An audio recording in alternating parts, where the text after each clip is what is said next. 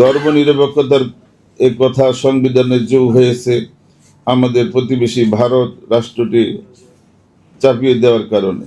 92% মুসলিম সংখ্যাগরিষ্ঠ দেশে মুসলমানদের দ্বীনি শিক্ষা সংস্কৃতিকে সম্পূর্ণ উপেক্ষা করে স্বাধীনতার এক বছর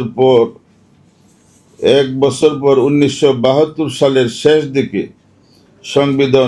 সংবিধান প্রণয়ন সমাপ্ত হয়েছে। প্রণীত সংবিধানে রাষ্ট্রের মূলনীতি সমূহের মধ্যে সমাজতন্ত্র ও ধর্মনিরপেক্ষতা সন্নিবেশিত করা হয়েছে। যারা স্বাধীনতার জন্য আন্দোলন করেছে, মুক্তিযুদ্ধে সক্রিয় অংশগ্রহণ করেছে, তারা সমাজতন্ত্র ও ধর্মনিরপেক্ষতার বিষয়টি জানতে পেরেছে স্বাধীনতার এক বছর পর। আমাদের স্বাধীনতা সংগ্রাম ধর্মনিরপেক্ষতার জন্য হয়েছে, তার কোনো ঐতিহাসিক দলিল প্রমাণ নেই। বঙ্গবন্ধু শেখ মুজিবুর রহমানের ঘোষিত ঐতিহাসিক 7 দফা, 69-এর গণ অভ্যুত্থান, 70-এর ঐতিহাসিক নির্বাচনী ইশতেহারের মধ্যে ধর্মনিরপেক্ষতার কথা উল্লেখ নেই।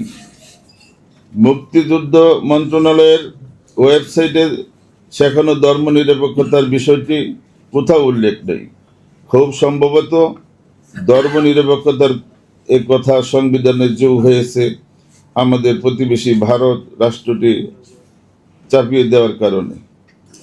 আমাদের সংবিধান প্রণেতাগণ, বিশেষ করে ডক্টর কামাল হোসেন, তিনি অদ্যাবন্ত সেকুলার শিক্ষায় শিক্ষিত। তিনি ভারতের আদলে সংবিধানের খসড়া প্রণয়ন করেছেন। বহুজাতির দেশ ভারতের জন্য ধর্মনিরপেক্ষতার নীতি প্রয়োগ হলেও 92% মুসলমানের দেশের জন্য তা কখনো যুক্তিযুক্ত হতে পারে না।